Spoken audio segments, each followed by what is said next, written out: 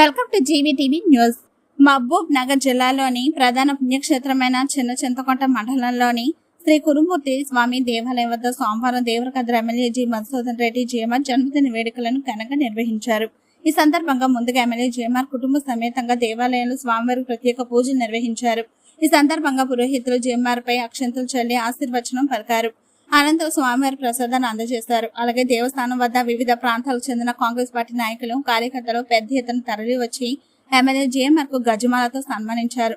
పూల బుకేలు అందజేసి శుభాకాంక్షలు తెలిపారు. ఈ కార్యక్రమంలో ఆయా మండలాలకు చెందిన కాంగ్రెస్ పార్టీ నాయకులు, ప్రజాప్రతినిధులు, కార్యకర్తలు అధిక సంఖ్యలో పాల్గొన్నారు.